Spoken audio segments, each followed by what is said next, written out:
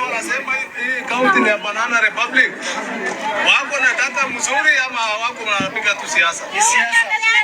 Tuonyeshe kama wanapiga siasa ama ni kweli siasa. Tuile mkono siasa. Siasa. Sisi kama county government ikiwa na executive na upande ya assembly tumesema makelele ya kando kando hatutasikiza. Ile maoni tutasikiza ni ya raia ya nchi, tutasikiza ile shida wako nayo na tuendelee kutimiza hizo shida. Ile shida watu wanatoa huko upande Eldoret, watu wanatoa upande ya Nairobi, wengine wanatoa Homa Bay, wanajaribu kutuletea hapa Isiolo, hatutakubali. Kwa hayo machache muendelee kusupport serikali. Mr. Speaker, could you tell me the problems coming from Homa Bay to Isiolo, now that you say you stand with these comments? The Chair, am I here to answer the questions? Mr. Speaker, you either choose to answer the questions as put to you, or you exercise your right to remain silent, but we shall not entertain an exchange with the chair. You have said you stand with the remarks that you made, and in translation, you have said you are not going to accept problems from Homa Bay, from Nairobi, from Kericho. I'm the senator from Homa Bay. What kind of problems are coming from Homa Bay to Isiolo?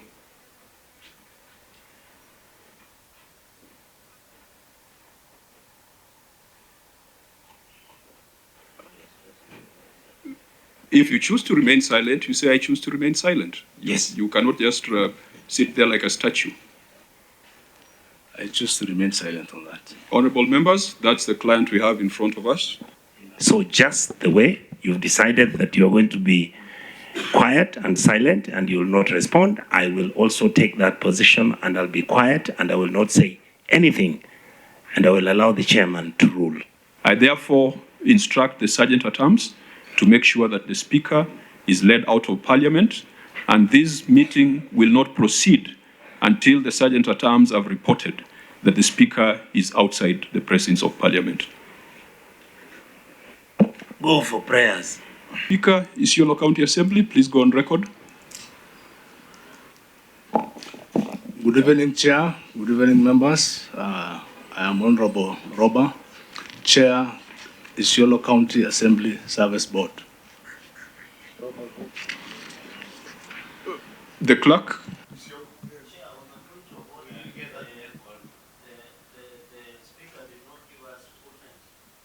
Speaker, state your full names, please. We might know you, but for purposes of records.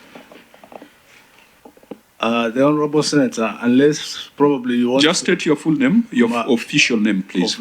I said Honorable Mohammed Roba. Those are my full names. Okay. Unless you wanted that name. Okay. Clerk of the Assembly. Good evening. My name is Salat Boru, clerk to the County Assembly. The rest of the delegation, say your name, full official names, and what you do.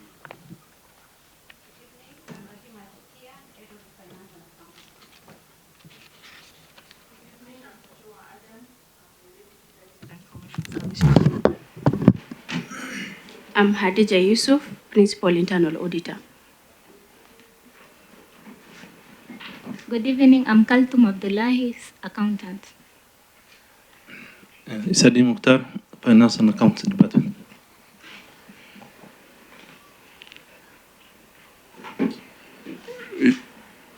Has everyone gone on record? Okay. Clerk, when we adopted the agenda, was it for all the meetings, or it was for specific? Yes. So we need to do the adoption for this. Can I get a proposer? Honorable Chairman, I propose. Thank you, Senator Methu. Seconder? I second. Thank you, Senator Mtata. Next will be administration of oath. The Speaker and the Clerk of the County Assembly shall be guided by the Clerk of the Senate.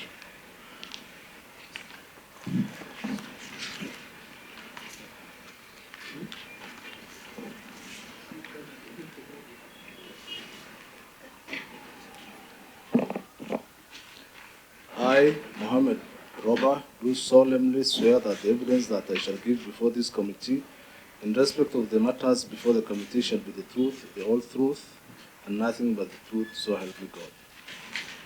Next, the clerk.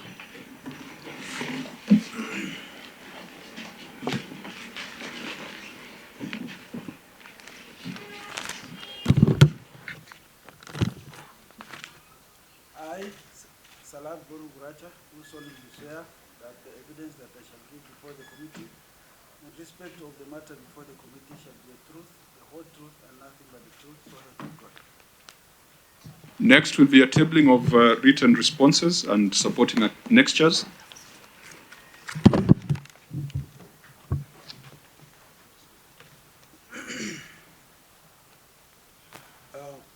Mr. Chairman, sir. Mr. Chairman, sir, I hereby table the following documents before the committee: management responses and accompanying annexures for the County Assembly of Isiolo for the financial year 2020-2021 and 2021-2022.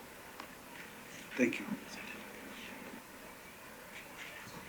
Auditor General, have you been able to review the responses from the county?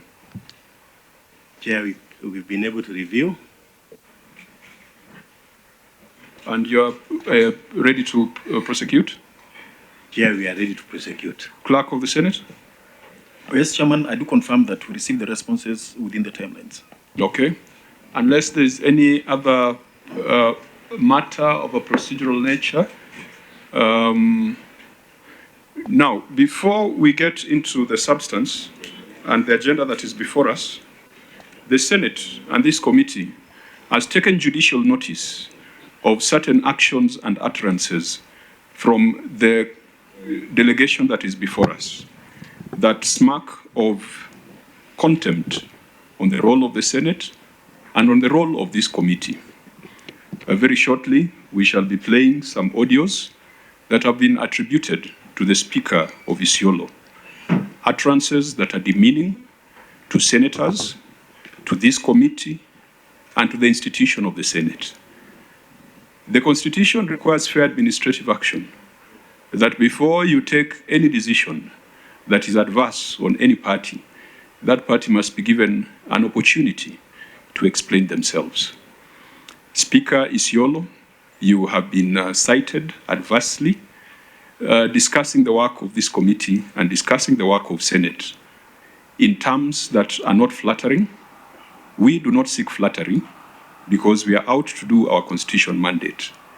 But when a state officer goes ahead to besmirch the reputation and the efforts of a parliamentary committee, that is a matter which even you sitting as a speaker, you must demand an explanation, you must demand a retraction, you must demand an apology. I think for avoidance of doubt, so that the speaker knows what he's being asked to comment on, we are going to play, I think, videos of some of the utterances that have been attributed to him, and it will be a simple exercise of him confirming whether it is true that he made those comments, the context within which he made those comments, and whether he stands by them or he wishes to retract them. Where is that? I'll start this. Sisi kama County Assembly ambayo tunafaa kuwa ni the primary oversight authority katika county government. Hatujaona kama hii county government iko na shida. Na sijui watu wanatoka Nairobi, watu wanatoka Eldoret, wengine wanatoka Homa Bay huko mbali, wanakuja hapa alafu within 2 hours wanasema hii serikali ni serikali imekufa. Ama waliandikiwa script wakaambiwa wasome tu maneno. Mimi kama speaker ya Isiolo County Assembly, hakuna report mbaya katika executive imetufikia, and leader of majority yako hapa. Mr. Speaker, are those utterances attributed to you? Yes, Chair, those are my utterances. Would you explain the context? Well,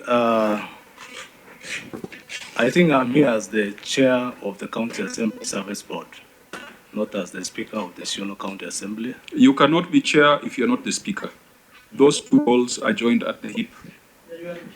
Yes, but the other one is political, and as far as you know, the oversight role of this committee is concerned. So you agree with those comments? You are not repentant, and you think that they were made properly? It doesn't extend to oversight, legislative, and representative role of the county assembly. I stand with it. Chair, could I please? Speaker, what do you mean? Just for avoidance of doubt. I've told you to explain the context and to tell us whether you believe that what you said were right and proper. I believe that it was right and proper. Okay. And that was a political statement. Wanasema hii kaunti ni ya banana republic. Wako na data mzuri ama wako wanapiga tu siasa? Siasa. Tuonyeshe kama wanapiga siasa ama ni ya ukweli. Siasa, tupige mkono. Siasa. Siasa. Sisi kama county government ikiwa na executive na upande ya assembly tumesema makelele ya kando kando hatutasikiza. Ile maoni tutasikiza ni ya raia ya nchi, tutasikiza ile shida wako nayo na tuendelee kutimiza hizo shida. Ile shida watu wanatoa huko upande wa Eldoret, watu wanatoa upande ya Nairobi, wengine wanatoa Homa Bay, wanajaribu kutuletea hapa Isiolo, hatutakubali. Kwa hayo machache muendelee kusupport serikali.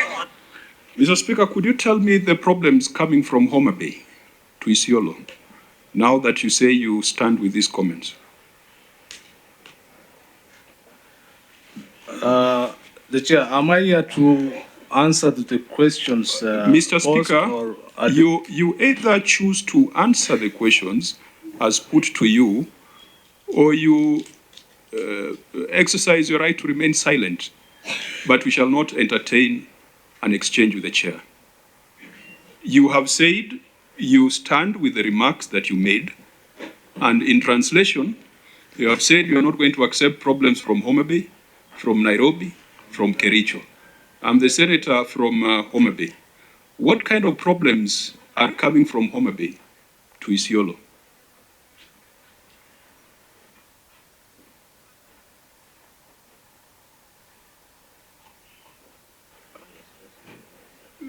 If you choose to remain silent, you say, I choose to remain silent. Yes. You cannot just sit there like a statue. I choose to remain silent on that. Honorable members, that's the client we have in front of us. Senator Nyonka. Thank you, Chair. My honest opinion is that I find the level of impunity and the behavior of the Speaker. Speaker, when we came to Isiolo, we didn't come to talk to you because we hated you. When we came, our job, you understand, I hope, what our job is.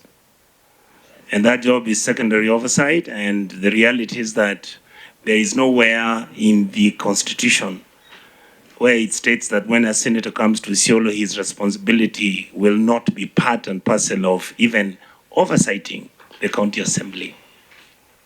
So according to me, I actually have no business sitting here and looking at you and expecting to sit here and interrogate the books of your assembly in Isiolo.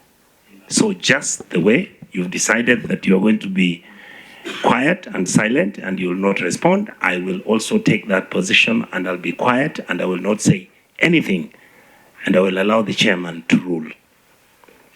Senator Methu. Honorable Chair, well, even from the demeanor of the Speaker, he looks like ready for war, but whatever it would be. When Governor Abdi Guyo appeared before this committee, who in my opinion had even made more disparaging comments than even the comments that have been made by this Speaker,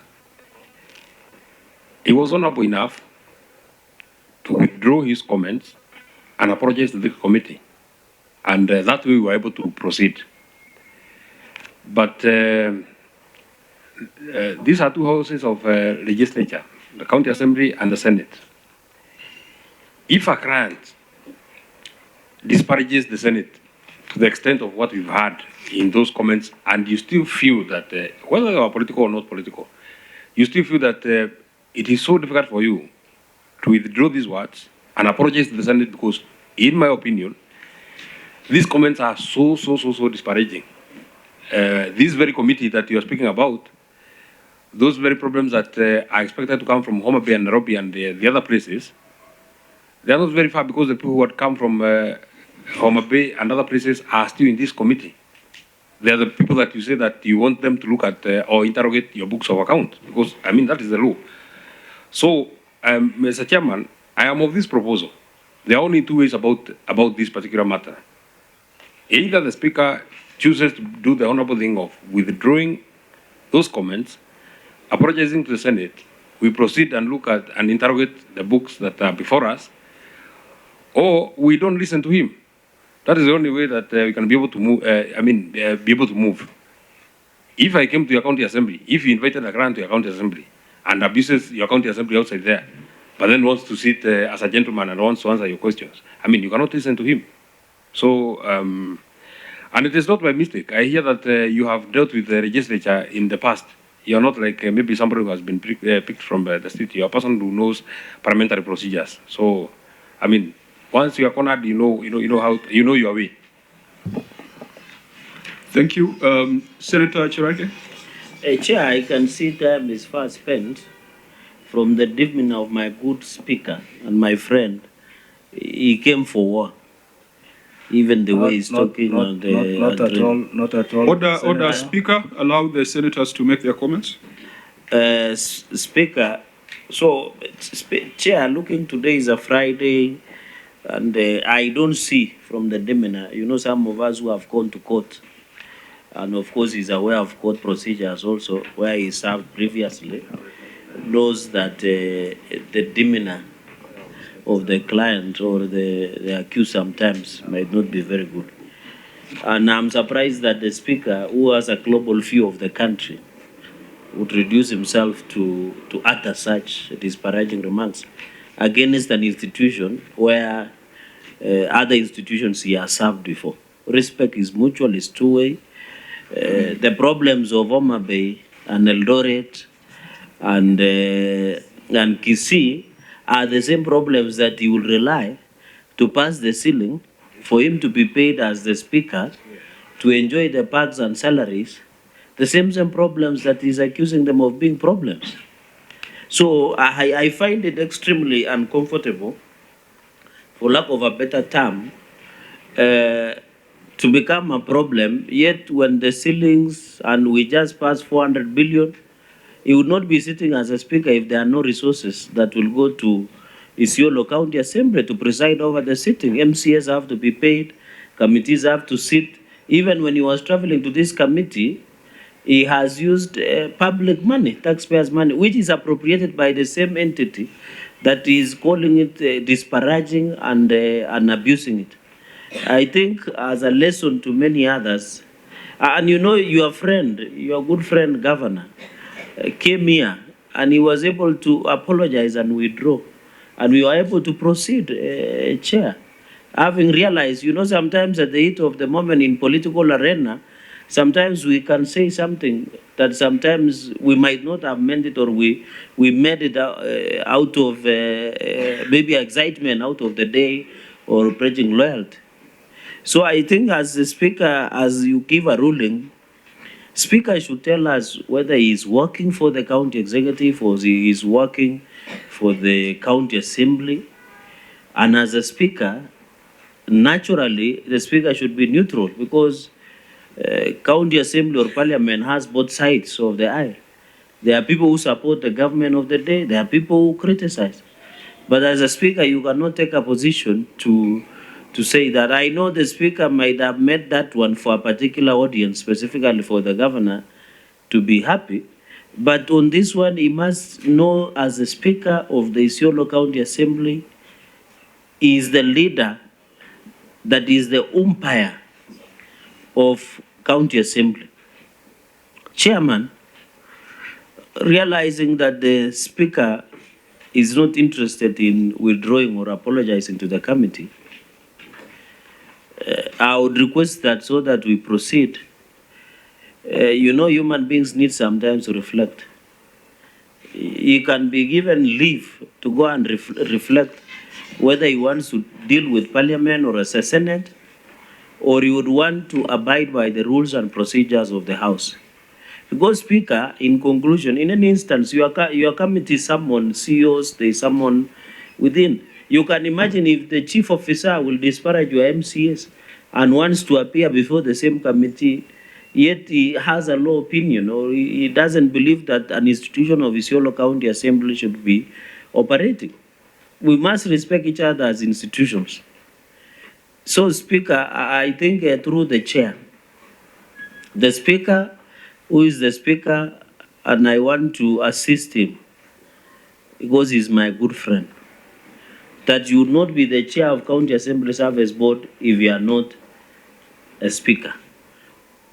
You cannot be the chair of Senate Public Accounts Committee if you are not nominated or elected by the people of Homa Bay. You cannot be a member of this committee, Senator Dulo, if you are not elected by the people of Isiolo or you are nominated. So those roles are intertwined. The president you cannot become the chief of defense forces without being the president of Kenya or commander-in-chief of the armed forces. So I think the speaker should allow to take leave, go and reflect. I know he came from Umrah, or was it? I saw him praying sometimes back, essentially. So he should go back and reflect on what it means well for this country. I thank you. Okay, that was a lengthy submission. Any other submission before we give directives? Senator Mtata. Honorable Speaker, you've really surprised me that you can purport to distinguish between a political statement and any other statement. And I would just like to read to you chapter 6. Article 73 and Article 75. Article 73:1, authority assigned to a state officer is a public trust to be exercised in a manner that is consistent with the purposes and objects of this Constitution, demonstrates respect for the people, brings honor to the nation and dignity to the office, promotes public confidence in the integrity of the office, and vests in the state officer the responsibility to serve the people rather than the power to rule them. And if you look at 2, the guiding the guiding principle of leadership and integrity does not distinguish between political and civil service. And as the Speaker of the Assembly, are you a political body? Or are you somehow an administrative organ? Then 75, it says, 1C, a state officer shall behave, whether in public and official life, in private life, or in association with other persons, in a manner that avoids demeaning the office the officer holds. So when you say that what you said was political and therefore does not matter, I don't know where in the law you find that kind of distinction. Maybe you could help me. Because I'm really surprised that when a political podium gives you some immunity from accountability. I would love to know which law you are relying on to make that a very, very broad statement.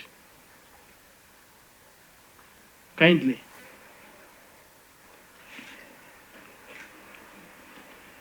Speaker. Chair, whatever has been said has been said. That is now past us. I wish to withdraw that statement wholly and apologize for us to move on. Honorable members, I have looked at the Constitution, I have looked at statute, and I've looked at our standing orders. If the Speaker was a member of Parliament, I would be making a decision based on Standing Order 121 on disorderly conduct. but he is not a member of the Senate. Because he's relating with Parliament, I will refer him to the Parliamentary Powers and Privileges Act on prohibited acts in respect of Parliament and its members. And I find, despite what he's trying to frame as an apology, I find that some of the prohibited acts in respect of Parliament and its members, which is in Section 26 of the Parliamentary Powers and Privileges Act, a person shall not assault, obstruct, molest, or insult any member preceding to, being within, or leaving the presence of Parliament, or endeavor to compel any member by force, insult, or menace to declare himself or herself in favor of or against any proposition or matter pending or expected to be brought before Parliament or any committee. A plain reading of that prohibited act in the Parliamentary Powers and Privileges Act convinces me that you are in violation of that provision. But when it comes to the Constitution of Kenya, Senator Omtata has read the right sections of the law. And it's a matter of integrity. It's a matter of Chapter 6 on responsibilities of leadership, which must demonstrate respect for the people. It is not just for the people who support you, but it's respect for the people of the Republic of Kenya. Public trust must be exercised in a manner that brings honor to the nation and the dignity to the office that you hold of Speaker, and promotes public confidence in the integrity of that office. And in your conduct as a state officer, you are expected to behave, whether in public and official life, or in private life, or in association with other persons, in a manner that avoids any conflict between personal interest and public or official duties, etc., including demeaning the office the officer holds. Honorable Senators, as I said, if the Speaker was a member of the Senate, I would have applied Standing Order 121. What is coming out as an apology, my colleagues have talked of demeanor and body language. We do not take apologies for their sake. This committee will only take an apology and a retraction that is in writing. I will therefore modify the provisions of Standing Order 121 and direct that the Speaker vacates the presence of Senate and the presence of Parliament until and when he shall tender a written retraction and apology to the Senate.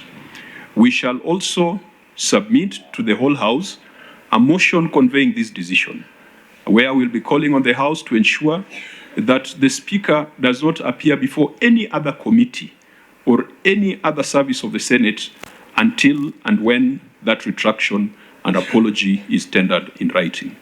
I therefore instruct the Sergeant-at-Arms to make sure that the Speaker is led out of Parliament, and this meeting will not proceed until the Sergeant-at-Arms have reported that the Speaker is outside the presence of Parliament. Go for prayers. We shall wait until there is that confirmation and presence of Parliament are very clearly defined. It's not just this room.